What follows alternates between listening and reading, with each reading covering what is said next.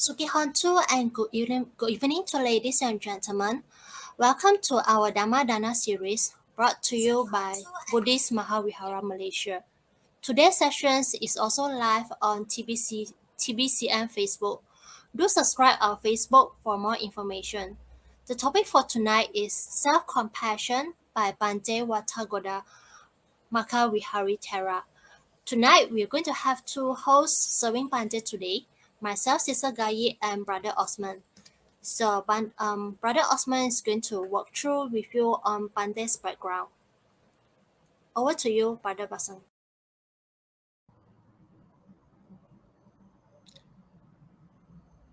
Thank you, Sis Kai.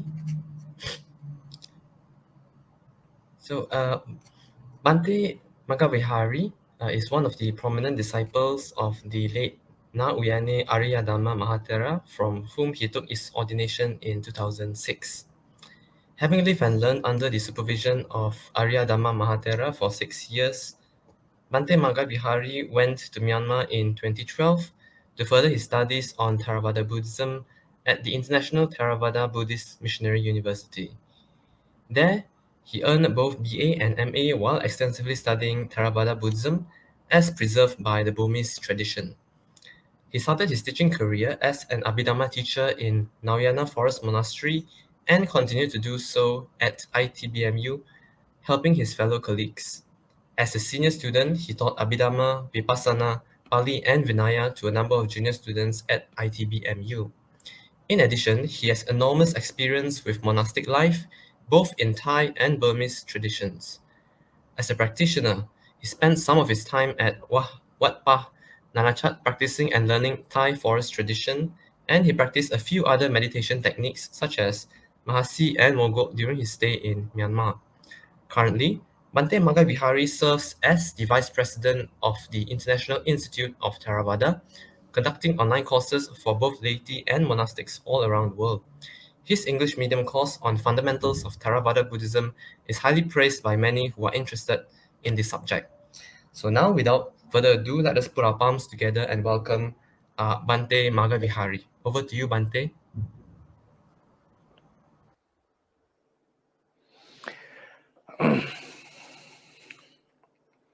Namo tassa bhagavato arahato samma sambuddhassa. Namo tassa bhagavato arahato samma sambuddhassa. Namo tassa bhagavato arahato samma sambuddhassa. Good evening, everyone who have joined this online program conducted by the Buddhist Mahavihara. I was invited by Mr. Suminda on behalf of this association to conduct a Dhamma talk or a teaching, and the topic I chose was about self-compassion. It is a topic that is highly discussed in the Buddhist doctrine, but seldom talked among the Buddhists, because the word compassion indicates of being compassionate towards someone, the feeling of not liking others' suffering and the desire to alleviate their suffering and to take them out of the state of suffering and to bring them into a pleasurable, good, better state. So normally compassion, the word for compassion in Pali is karuna. It is normally discussed, we normally discuss it about the compassion towards other beings. So the Buddha was the prominent in this regard. He had the Maha Karuna, the great compassion. So he served the entire world with the understanding he gained under the Bodhi tree. And he sacrificed lots of his comforts, time, to enlighten others. At the same time, and also before his enlightenment, for eons, for a number of eons, for a very, very long period, he sacrificed lots of his pleasures to be a Buddha one day in order to liberate the beings from the round of rebirths. So Buddha So when in Buddhism, when we talk about compassion, we mostly focus on being compassionate towards other beings, and try our best to alleviate their suffering and to bring them into a happier, better state, to make their lives better. At the same time, before we yield our compassion or give our support to others, it is utterly necessary that we love ourselves, that we have compassion towards ourselves and alleviate our own suffering. So in that regard, if you think about what the Buddha did to the entire world, he first liberated himself from the round of rebirth, from the burning of the defilements, and then he showed the path for the other beings, to the other beings, which leads to the destruction of all the suffering and also the liberation from samsara. So therefore, in this regard, being compassionate towards our own selves is also a vital factor in Buddhism. Buddha has given some instructions, especially in Dhammapada, that if someone feels that while engaging in supporting others, if someone feels that he himself would decline in terms of spirituality due to getting involved in the work of supporting others, it's better for him to stop, because first we have to establish ourselves in a platform, in a place where that we ourselves would be would not get affected by any means, or that we ourselves in a very stable position before we support the others. So that is very vital. And also Buddha has mentioned, if someone truly loves himself, that he would put himself in a better practice, so he could be much happier.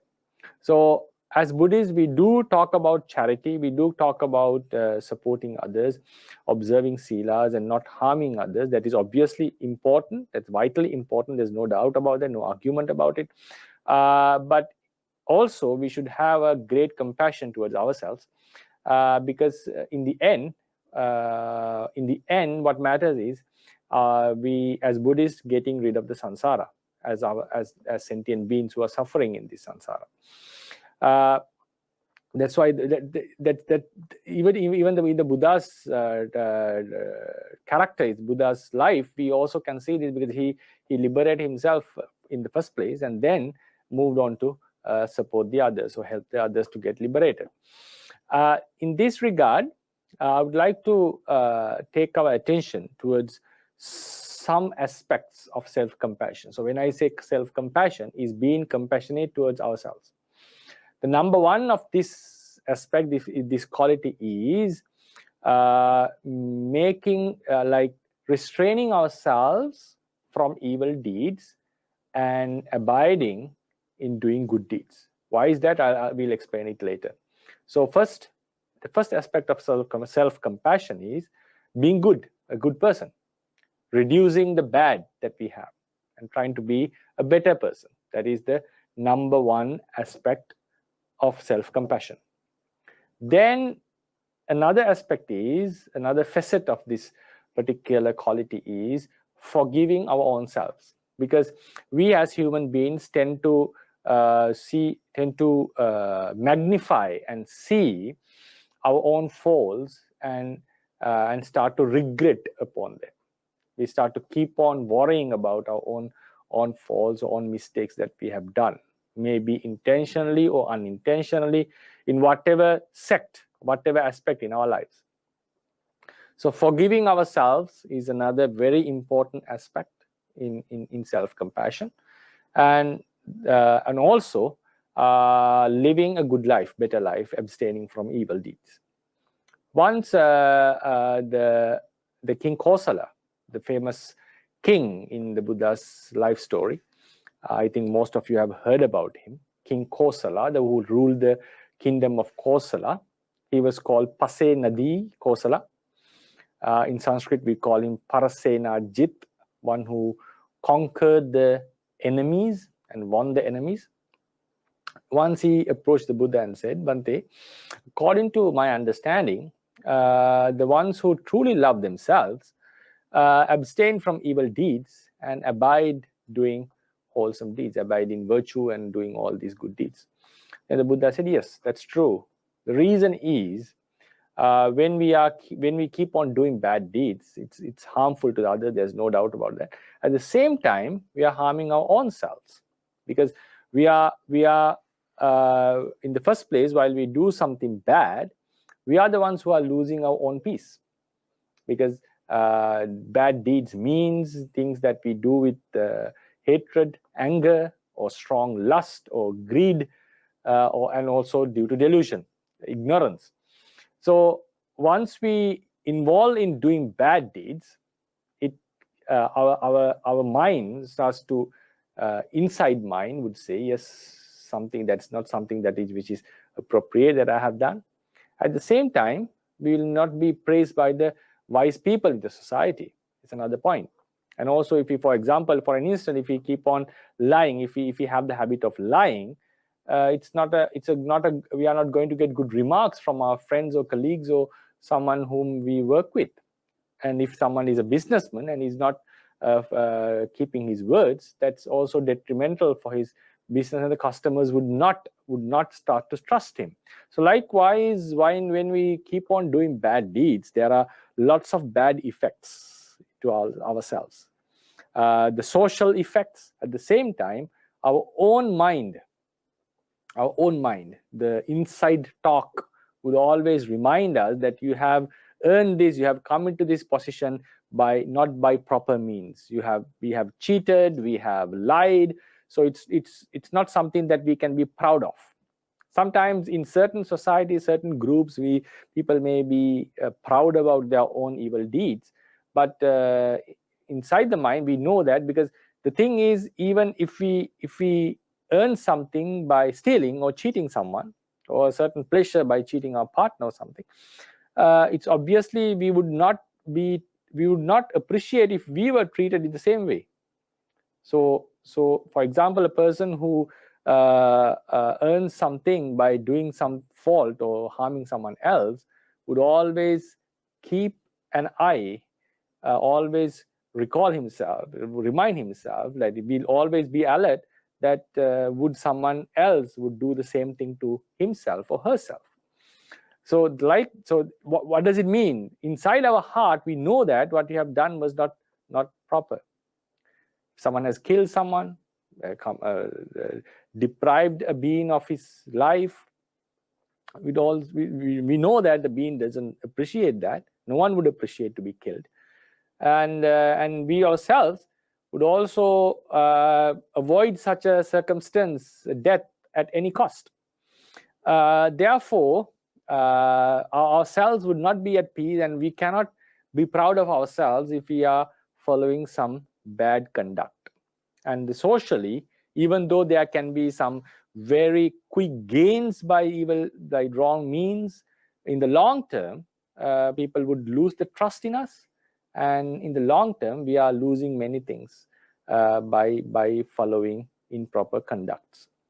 So that's so therefore, if someone really loves himself, you try to abstain from evil deeds as much as possible and try to follow the good deeds, try to be a good person. Then in terms of karma, as Buddhist, we believe in karma. We trust in karma, that whatever we do, good or bad, would have a similar effect in future. So if someone is doing bad deeds, it's a guarantee that we are giving to ourselves, that it's a door opening for us to suffer in future. Maybe in a woeful realm, or even being humans, we would have lots of we would have to face various types of hardships in samsara. Therefore, in terms of karma, if you do bad things, wrong deeds, that's also harming our own selves. Because we know that there are lots of stories about how beings have suffered in samsara, even due to some small deeds that they have done, like out of anger, hatred, and delusion or ignorance. So therefore, as Buddhists, we have to be careful that always you have to think that this life is not, this samsara is not going to end at the end of this life. It's going to continue. The rebirth is going to happen as long as we die with the desire to live, is as long as we have not eradicated the defilements. We are supposed to be born. So the samsara would not be a pleasant place if we keep on doing evil deeds. So therefore, if we truly love ourselves, if we truly have compassion towards ourselves, we would always try to abstain from evil deeds. So, for example, if as a Buddhist, if someone has the opportunity to earn something by a improper means, by stealing or cheating or lying, if someone loves himself, we have to recall him. We have to always think about ourselves. I'm harming our own self, because either in terms of karma, or either I'm losing my own peace. So if someone has compassion towards him or herself, the first thing that he or she would do is to abstain from evil deeds and to do good deeds. So that's the first aspect of this self-compassion. Then it's also loving ourselves. So Buddha said, "Attananche piyanjanya rakkeyanan surakkitan." If someone feels dear to himself or herself, one should always try to abstain from evil deeds and do the good deeds. And then so there can be a counter question regarding this aspect, because Buddha has said us, also instructed to get rid of this love towards our own selves. If you look into the Dhammapada, he says, "Uchinda sineha mattano." You just cut off the love towards your own self. You have to get rid of all the passions. If you have to get rid of all the desires, even the desire to live, even the desire to gain happiness. So that has to be removed.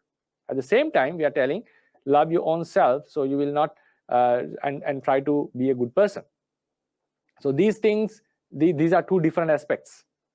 Loving, but what the Buddha has mentioned is loving ourselves with craving, like we want to be a better person, like a star in the society, or to be proud of our own selves with conceit, to admire our own personality, and to see ourselves as an attractive person, and to get conceited. So these are the desires that one has to remove.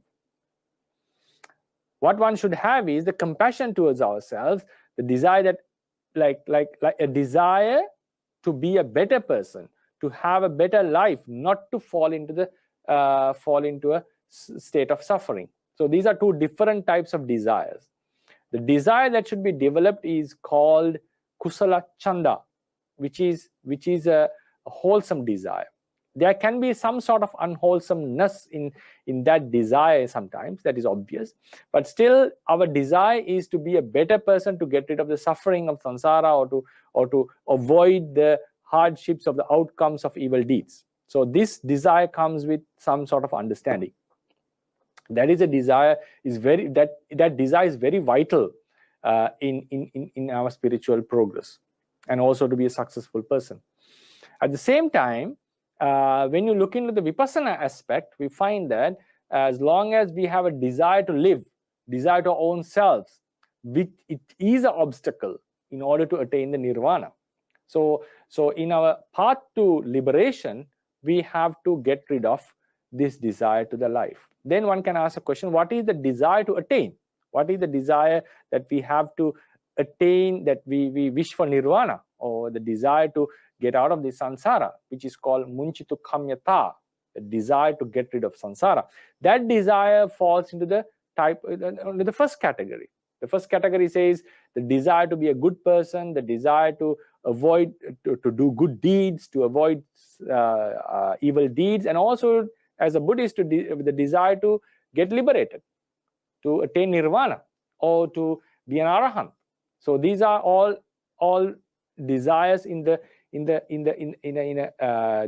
better desires, we can call it better desires.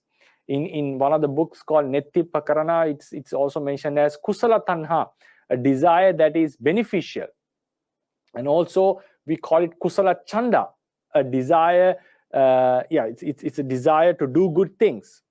So that desire we have to develop, we have to cultivate that desire. It is very important in our progress. The desire that one has to remove is, which is an obstacle in Vipassana meditation, especially together with the conceit, pride, and so forth.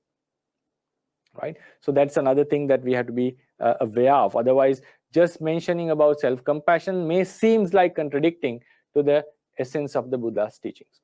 So now I'll move into the second aspect of self-compassion. Another thing is that we do harm ourselves. Harm means complain ourselves more than anyone else.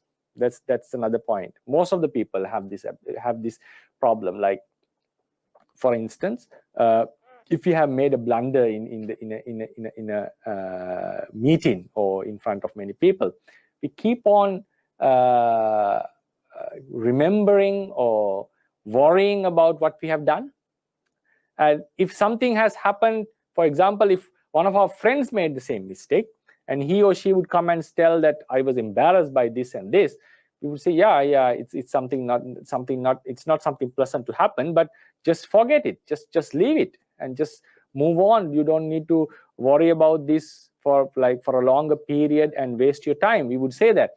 The thing is, like, when we are facing our own faults, the wrongdoings that we have done, and when we know that it's something wrong that we have done, we have when we have the understanding that it was not something that should have been done, the subjective and objective perspectives play a huge role. So when we are looking into a fault through a subjective angle, we tend to hold into it and we tend to worry about it and we tend to complain to ourselves that why did you do it? You shouldn't have done it. And we would keep on worrying about it. And if the same thing has happened to someone else, and when we look into it with an objective perspective, we easily tend to forgive or to advise them not to worry about that. So the thing is, the faults, when it comes, I'm talking about the aspect of regret. Now, if someone has done some harm to us, then the anger arises, which is very difficult to get rid of, but it's not much related to self-compassion in this in the topic that I'm discussing. So in that regard, we tend to keep a resentment towards the person who has harmed us. There is also, because there's subjectivity is involved, because he has harmed me or harmed myself or someone whom I love. So therefore, we keep a grudge on that person. So still the subjective approach, subjective aspect is involved there. So I'm not talking about the anger. I'm talking about regret, the worrying, the feeling that torments us, thinking that I should not have done that. If I had an opportunity, I would correct it. So these kind of feelings. And sometimes we do possess certain defects in ourselves. Like sometimes people are naturally shy to talk. They cannot go into an audience and give a speech, or sometimes they don't have certain abilities like others do. So we tend to blame ourselves. We tend to blame our birth sometimes. We tend to blame our parents, or sometimes we do blame our own conduct. So this is another aspect that the point I want to emphasize is the same attributes. Like if someone possesses a certain defect in someone, for example, one of our friends, if he is a true friend, and if we truly love him or her, we would not keep on poking her or insulting or punching her on him or her on the defect that she or he possesses. We would always try to look into that with a compassionate approach. If someone comes to us and say, no, I have made this mistake, I just want to correct it, I'm just worrying, then we would have a great compassion toward that person and we would try to console him or herself. But when it comes to ourselves, it's very difficult for us to forgive ourselves. It's very difficult for us to forgive ourselves as we do to another good friend, a friend whom we truly love.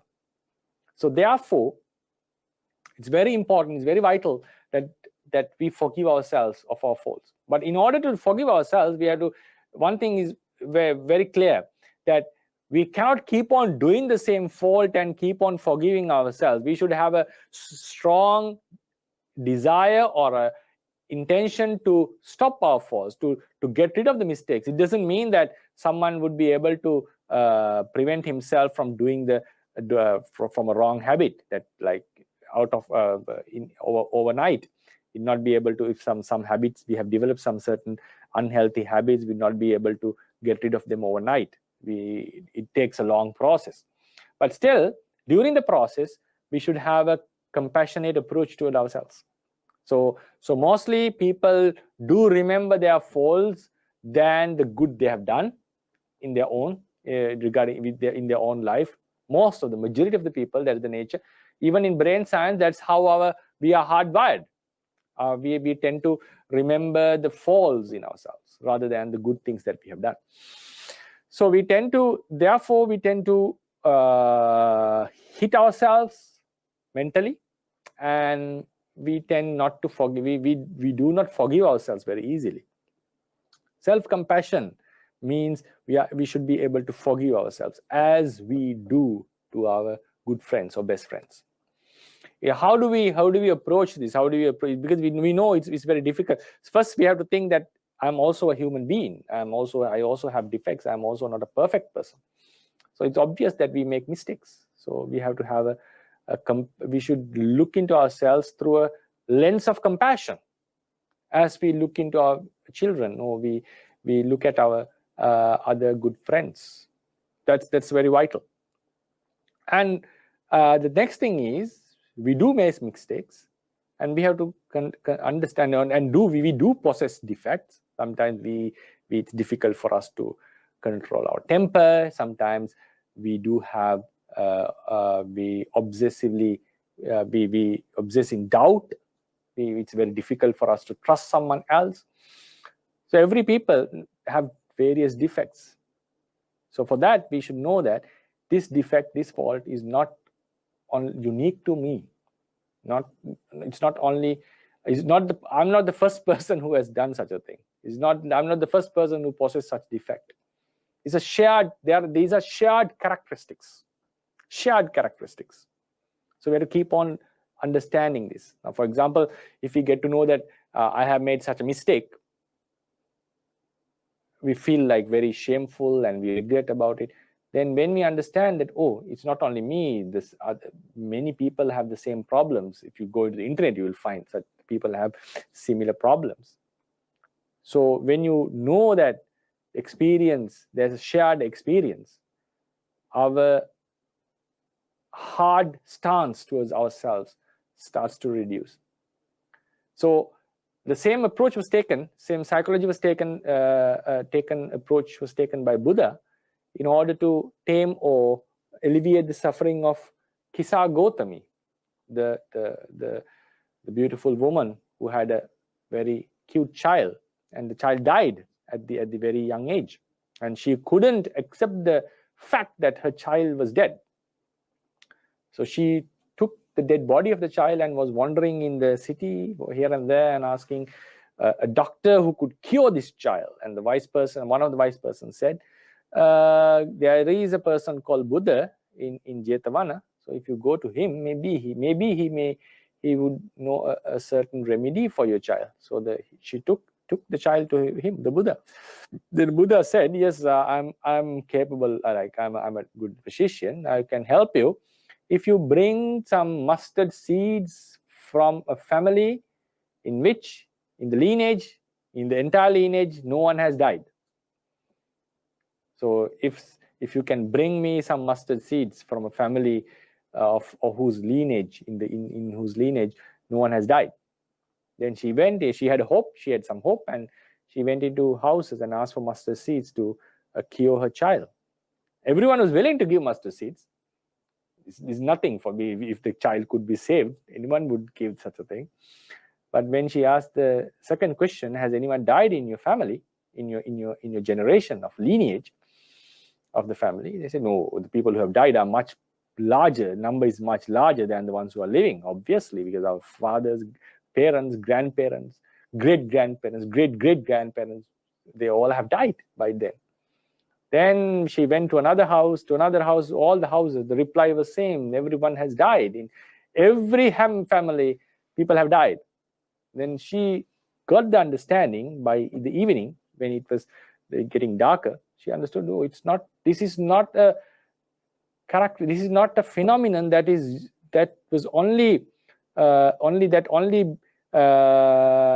befell on me. It's a phenomenon experienced by all the people. Everyone has, everyone's loved people have died. The people, people in their lineage have died. So death is a shared characteristic. It's a shared phenomenon. It's not only unique to myself or to my child. Then she just accepted that reality, and she threw the child into a cemetery, and again came to the Buddha and asked for the ordination. So the same thing it's very vital when we are thinking about our own faults or defects. We have to always understand: am I the only person who is facing this problem? No, there are a lot. For example, there are many beings who are greatly suffering than we do. It's not only ourselves. So we do blame ourselves. We do blame our past karma sometimes. I'm experiencing this because of this and this. So in the end, we are not that much compassion towards ourselves. For example, if now I normally say this, like if we are to list down all the faults that we have done, the suffering that we encounter in our lives, the problems that we have in the family problems with the partners, or the economic issues in the job, or whatever it is with the children. If you list them and then go to a peta, hungry ghost, for example, because in Buddhism we know there are hungry ghosts, and if you try to read them, these are my problems, then the hungry ghost will say, what are you talking about? I haven't had a meal for thousands of years. I cannot show myself. I'm like a skeleton. I don't have any intellect. I'm just suffering from inside out.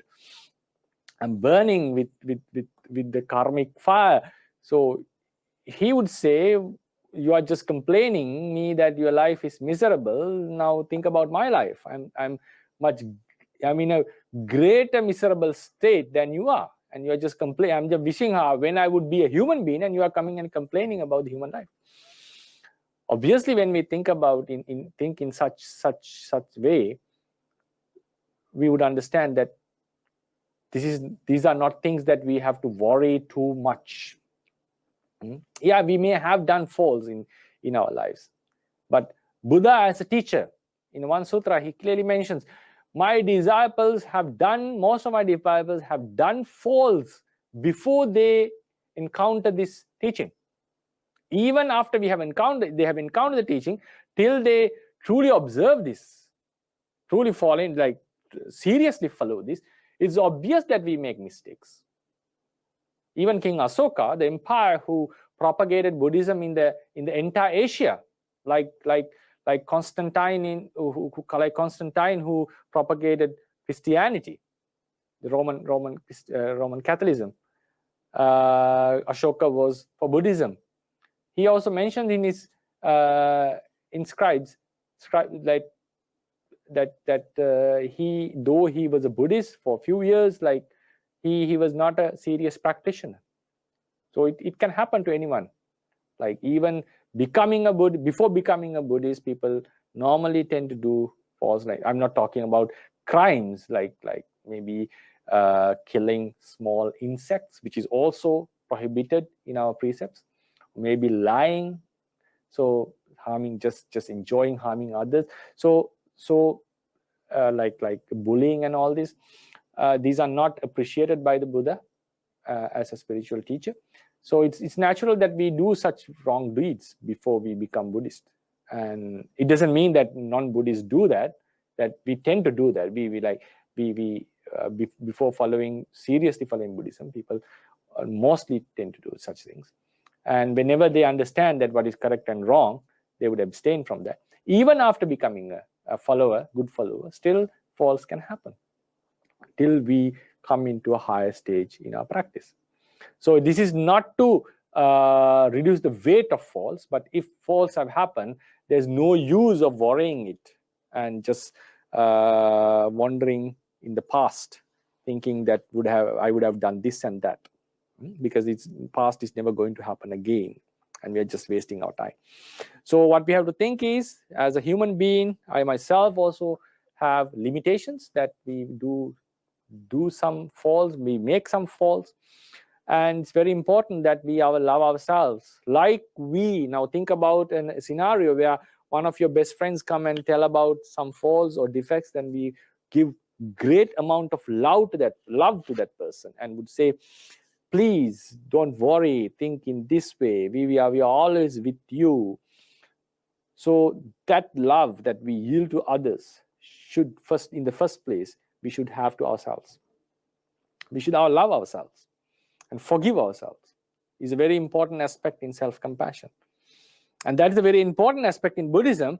So Buddhism has not discussed about this in this manner, but Buddha has said, do not worry about your deeds, do not regret about your deeds. What does it mean?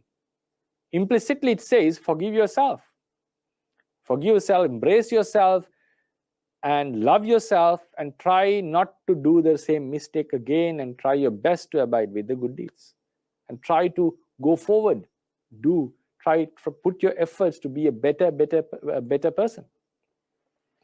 So that when we don't have self-compassion, we have resentment toward ourselves. We may start to hate ourselves, we don't dislike ourselves, we may start to complain ourselves, such as you fool, and all these are not very healthy as approaches in our practice. So therefore, it's something very vital. So when we have the self-compassion, we love ourselves, we want a better life, we want to be better people, and we want to forget about, like, not to worry about the deeds that we have done, but to think about the good things that we have done. So what happens is, we come into a positive aspect of mind, which is very vital, in terms of progressing in spirituality. I'll conclude my talk. The fourth hindrance in the Buddhist teachings is called Uddhacca Kukkucca. Uddhacca is restlessness, Kukkucca is worry. This worry is a great hindrance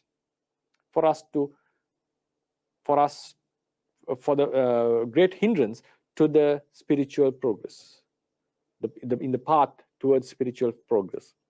So therefore, in order to get rid of regret, we have to forgive ourselves. For that, we have to love ourselves, and also we have to love ourselves not to to get rid of the bad deeds, but to abide with the good deeds. So I wish you all the best, that may you be able to have more love, compassion towards yourselves, which is very vital, and forgive ourselves and embrace ourselves like a very nice friend, and live a happier life, so that you'll be able to progress further in the spiritual practice. So I wish you all the best, and it's up to the moderators to, if there's any questions, we can have a discussion.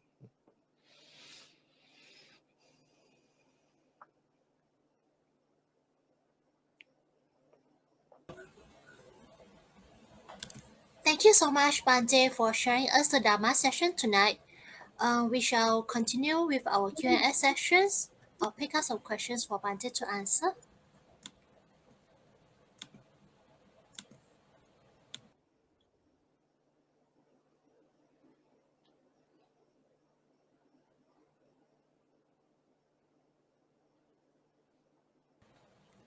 So the question is, how to cultivate self-compassion whilst not to raise a feeling of proud?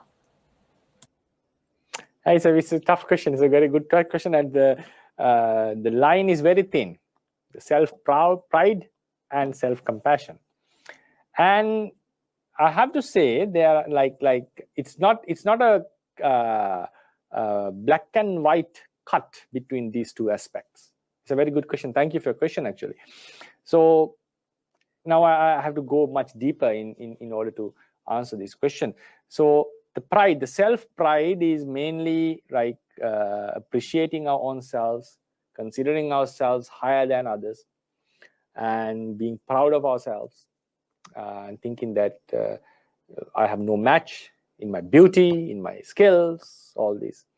These are called self-pride that we have. That is also good in one aspect, so you get the confidence.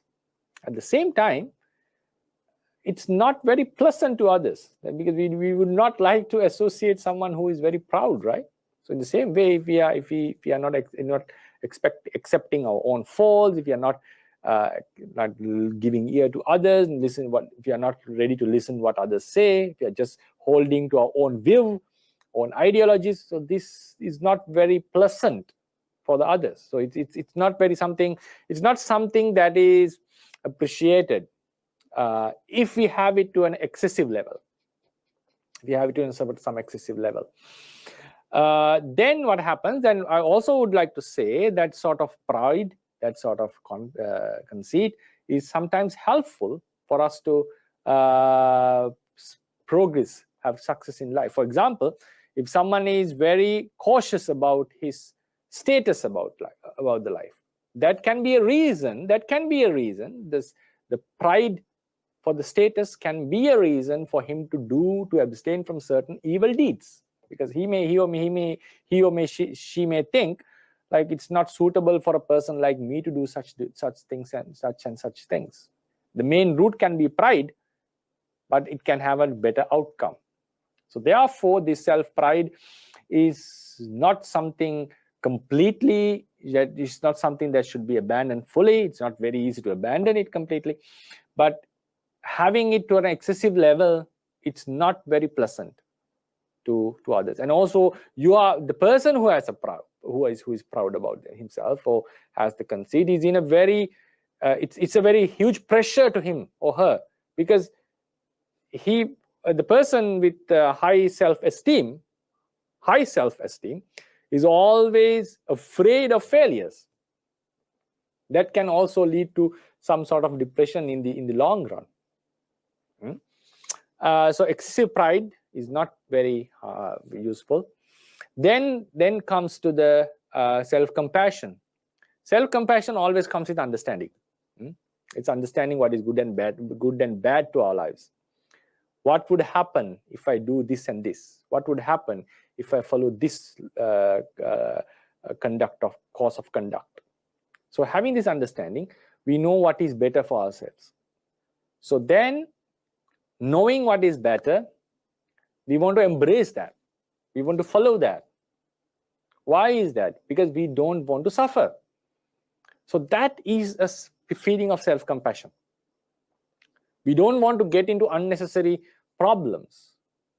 So because we are not going to, for example, while we are crossing a road, we are not going to purposefully crash into a vehicle, right? Because it can cause lots of unnecessary problems.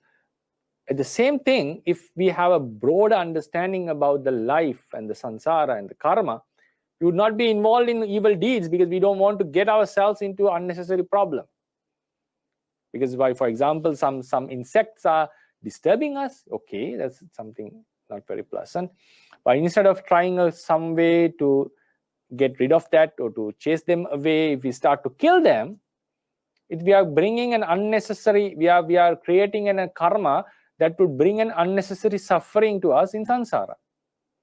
It's not the suffering, the effects would not be seen on that spot, and we are planting a seed that would bring up some unnecessary troubles. So likewise, self-compassion comes with an understanding what is good and bad to ourselves. So when we know what is good, the desire to obtain that good.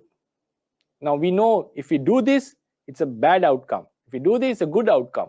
So knowing what would give the good outcomes, we try to abide with that. Why is that? We have a desire to get the good result. So this is not something like pride. It's not something sort of self-esteem or looking down on others or keeping ourselves in a higher position. So this desire is quite different. This desire is the desire to get a better outcome. So why do we have that desire? Because we allow ourselves. We don't want to get into trouble. So that is self-compassion. And also I would like to say, the pride, the aspect of pride that which I did not praise, or which I talked in a like something not good. To some level, that is very useful. The Buddha has mentioned, manang nisaya manang pajahati. Depending on conceit, one would eradicate conceit one day. That is, tanhan nisaya tanham pajahati. Depending on craving, one would eradicate craving. That what does it mean? We do have a desire to be some people who have a desire to be a Buddha, to be a Pacceka Buddha, to an Arahant. That is a desire. In some places, it can be a wholesome desire, like the self-compassion, that with understanding, the desire based on self-compassion. Sometimes people may have that the drive, the true craving can happen to go into such states. Now think about, for example, Yasodhara's case, the wife of the Buddha. Yes, it's a very high state to be a wife of a bodhisattva in his final life, and surely she would also get liberated one day.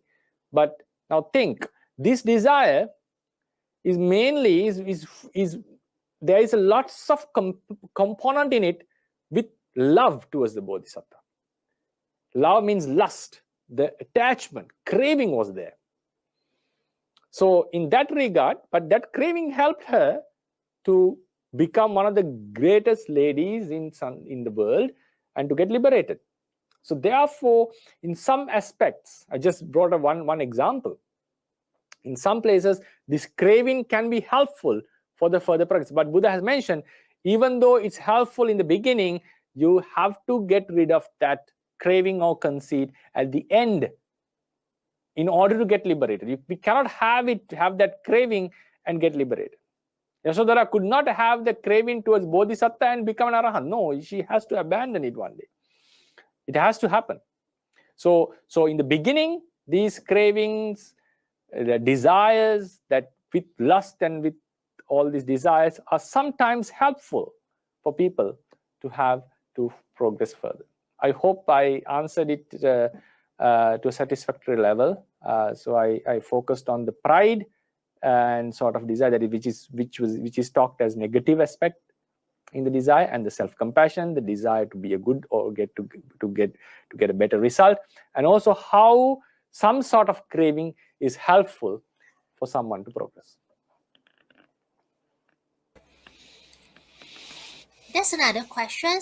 How do we do self-forgiveness with own self while knowing that we cannot unwind the past and sometimes carry regret? So that's we have answered your question, 50% of the question, because if we know that we cannot go back and correct the fault that we have done, now I think you got the answer. So if you cannot correct it, why to worry about it? What's the use of worrying about it? Because you know that it cannot be corrected. So give much weight to this understanding. It's sort of an understanding that we have. No, we have done a fault and we worry about it. We would think it would be better that if we have not done that, we have done it otherwise. And why do we worry? We worry because we know that it cannot be corrected. So this understanding is there. Instead of bringing the worrying aspect, bring this understanding into your surface and understand, oh, it cannot be corrected. We have to accept the reality. So if we cannot correct it, why to waste time on something that cannot be corrected? For example, now, if a child has a desire, for example, if someone has a desire to own the moon, for example, it's a bizarre desire to own the moon, because it's very difficult to get into the moon. I think only few people in the entire world has landed there. So if someone has a desire to obtain the moon, and we would say, don't have that desire, because you are not going to reach that desire in this very life. That's for sure, right? So we would not, then we will say, okay, we'll just give up that desire. So in the same way, worrying also has a sort of a desire that we would wish that we wish that we would have not done that. We would have done otherwise. That's a desire that cannot be fulfilled, like owing the moon. So we have to accept the reality. If we can accept the reality, half of the battle is won. More than the half, right? 60-70% of the battle is won. Then comes the fear of facing the consequences. Fear of facing the consequences. That is another thing that we have to tackle with. If it is related to akusala, what we have to do is do kusalas, opposite kusalas to what we have done, as much as possible. That's the only thing. Now think, if we have lost some money, and that money is gone, you cannot bring that money back, you cannot find it again. What we do is we invest again and try to earn that same money, similar amount of money, or a bigger amount of money. So likewise, if you have done faults in our lives, do good deeds as much as possible. Do good deeds as much as possible.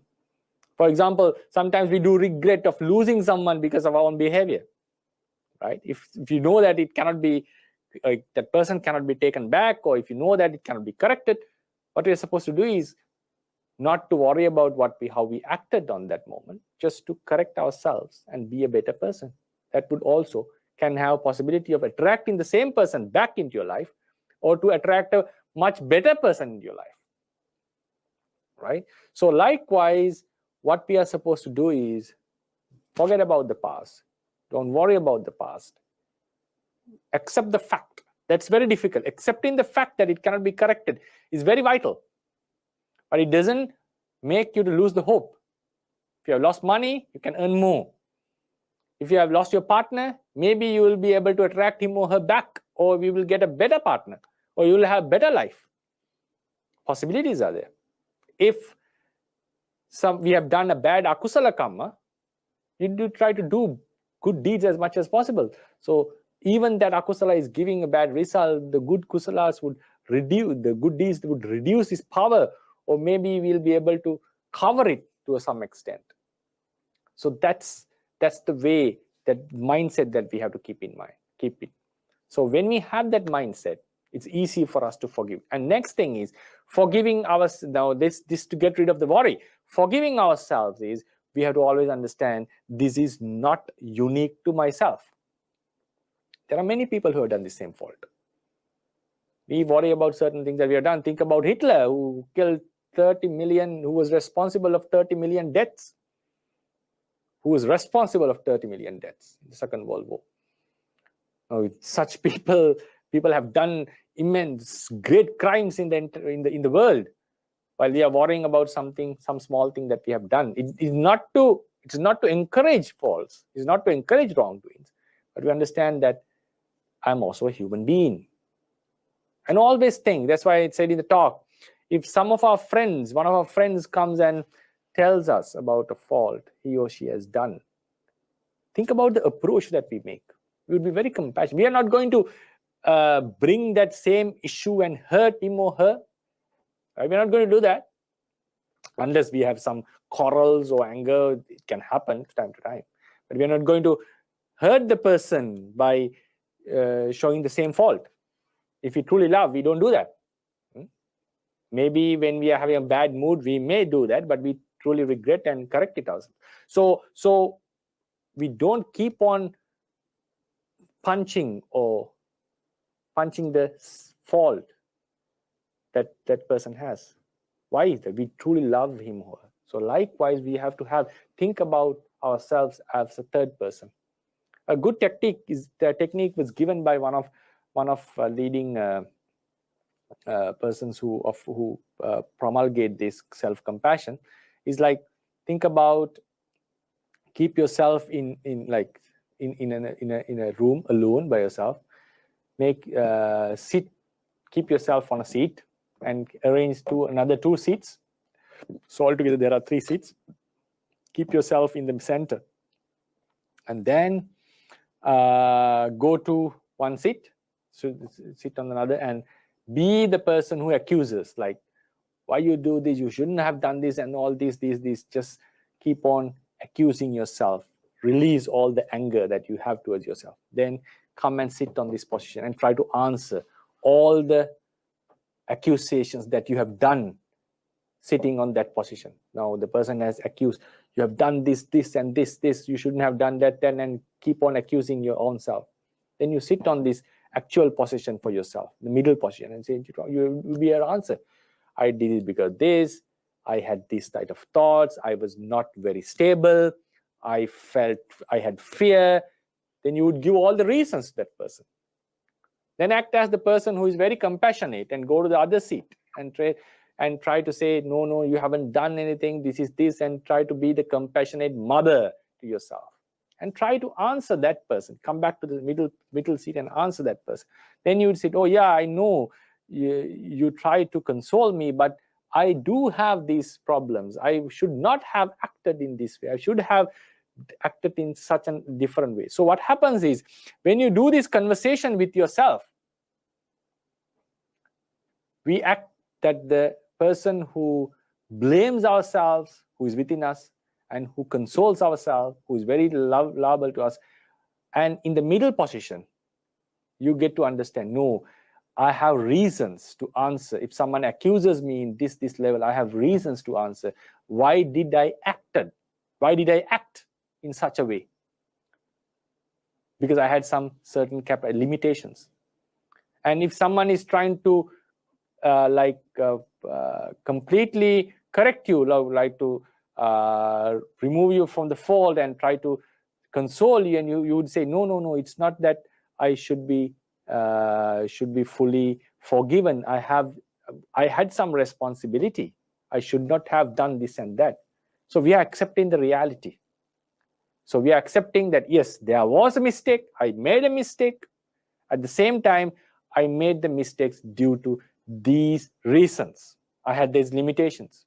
So when you have a better picture, automatically, believe it or not, you'll be able to forgive yourself. So it's a very nice technique introduced by Mrs. Net. Her surname was, I forgot the entire name.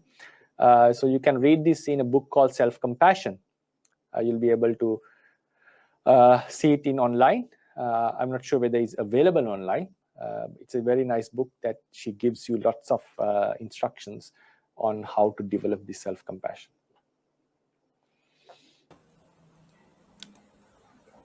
Thank you, Bhante, for answering all the questions. Now we shall invite Bhante again to conduct Anumodana. Okay, so thank you for listening this Dhamma talk, and thank you for your questions. And I hope you got some insights about the topic that I was talking, self-compassion, and being compassionate to ourselves and to be better people, humans, and also to forgive ourselves about the mistakes that we have done and to move forward. So with this merit of discussing, sharing Dhamma, may all of us be able to progress well and to be more compassionate towards ourselves. And may this merit be shared with all the living beings, all the dead relatives of our lives, in this life or in the past lives. May all of them be happy and get rid of suffering and finally attain the Nibbana. May all the deities who rejoice on our merit be happier and attain Nibbana. And all the living beings, we can share this merit so they will be happier and attain Nibbana as soon as possible. And I wish you all the best in this journey of studying and practicing Buddhism, Buddha's teachings, and finally attain your spiritual goals in samsara and also attaining nirvana. Sadhu, sadhu, sadhu. Idang vo nyati nang hotu sukita hontu nyatayo. Idang vo nyati nang hotu sukita hontu nyatayo. Idang vo nyati nang hotu sukita hontu nyatayo. Akasattha ca bhummatta devanaga mahiddika punyantang anumoditva chiran rakkantu sambuddha sasanang. Akasattha ca bhummatta devanaga mahiddika punyantang anumoditva chiran rakkantu sambuddha desanang. Akasattha ca bhummatta devanaga mahiddika punyantang anumoditva chiran rakkantu sambuddha savake chiran rakkantu mamparang. Idamme punya kammang asavakkaya vahang hotu. Idamme punya kammang nibbanassa paccayo hotu. Mama punya bhagang sabba sattanang bhajemi te sabbe me samang punya bhagang labanto. Sadhu, sadhu, sadhu.